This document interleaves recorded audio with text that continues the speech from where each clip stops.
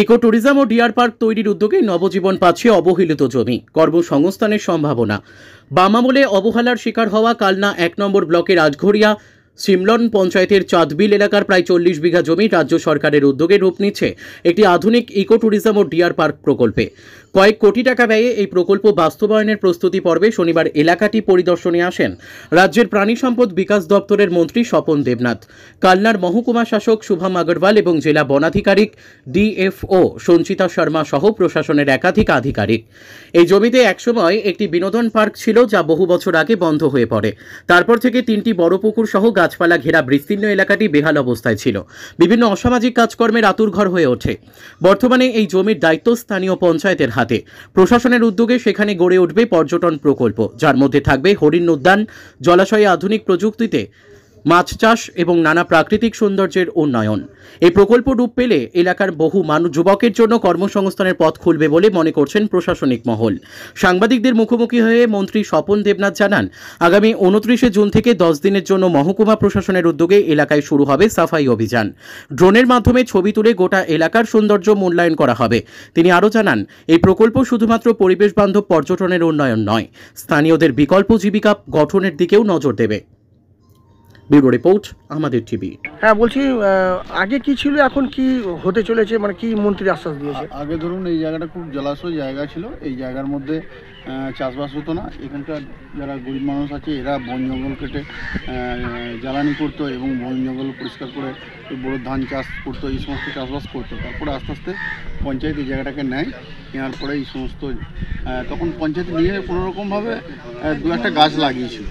গাছ লাগানোর পর এখন মন্ত্রীমশাই এসে এটাকে সাজানোর জন্য একটা ব্যবস্থা নিচ্ছে এবং এটা থেকে যাতে আরও বাইরের লোকেরা আসে এই জন্য একটা মানে স্থানীয় বাসিন্দা হিসেবে কেমন লাগছে এটা পড়ে থাকা? স্থানীয় বাসিন্দা হিসেবে খুব ভালো লাগছে, মানে এরকম একটা জায়গায় এর জন্য এই এলাকা পরিচিত এবং এটা খুব ভালো উদ্যোগ। কী নাম আপনার? আমার নাম সঞ্জিত সেন। আপনারা জানেন যে কালনা ১ নম্বর ব্লকে আটঘরিয়া সিমলন পঞ্চায়েতের চাঁদবিল বলে একটি জায়গা আছে, খুবই আকর্ষণীয়। এই প্রায় ৪০ বিঘে জমি আছে এই চাঁদবিলেতে। এটাকে সাজানোর জন্য পরিকল্পনা নেওয়া হয়েছিল আগে থেকেই। ইতিমধ্যে আমরা ৬টা হাইমাস্ট আলো, ৩০টা সোলার লাইট, বাঘ, সিংহ, হরিণ, হাতি সব কিছুই মডেল দেওয়া হয়েছিল।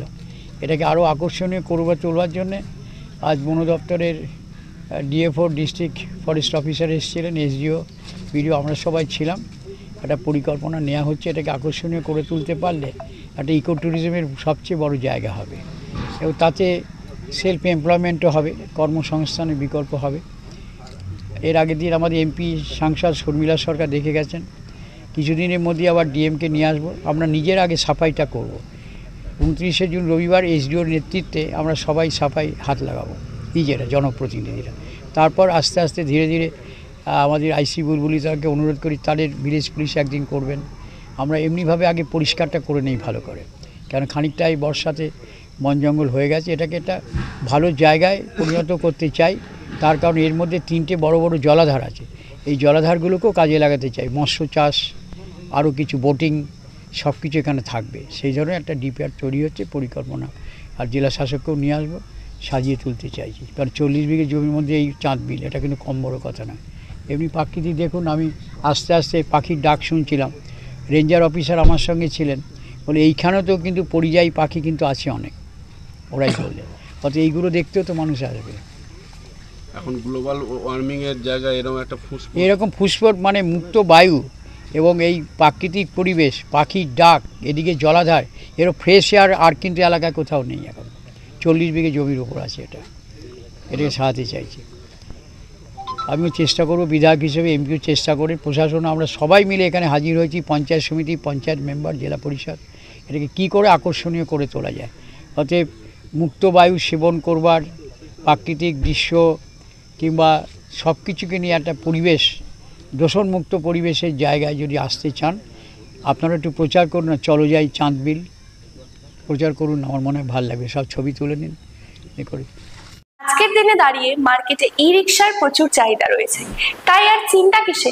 সঠিক মানের ই রিক্সা ব্যাটারি এবং নতুন ই রিক্সা কিনতে হলে আজই চলে আসুন আমাদের ধূপগুড়ির রিয়া এন্টারপ্রাইজের শোরুমে। এখানে পেয়ে যাবেন ই রিক্সার লিথিয়াম ব্যাটারি এবং রয়েছে দুটো ফিনান্স কোম্পানিতে লিথিয়াম ব্যাটারি কেনার সুবর্ণ সুযোগ। বাজাজ ফাইন্যান্স দিচ্ছে স্বল্প সুদে ব্যাটারি কেনার সুবর্ণ সুযোগ। মাত্র 4 ঘন্টা চার্জ করুন আর চলবে 100 থেকে 140 কিলোমিটার মাইলেজ। আপনার লাইনের বিল সাশ্রয় হবে। এছাড়াও এখানে স্পেয়ার পার্টস এবং ব্যাটারি পেয়ে যাবেন একদম সুলভ মূল্যে। এগুলো সব পাবেন আমার আপনার সুপরিচিত ডিলার রিয়া এন্টারপ্রাইজ ধূপগুড়িতে। তাই সহজ কিস্তির মাধ্যমে আপনারা আজই নিয়ে যান ব্যাটারি এবং ই রিক্সা।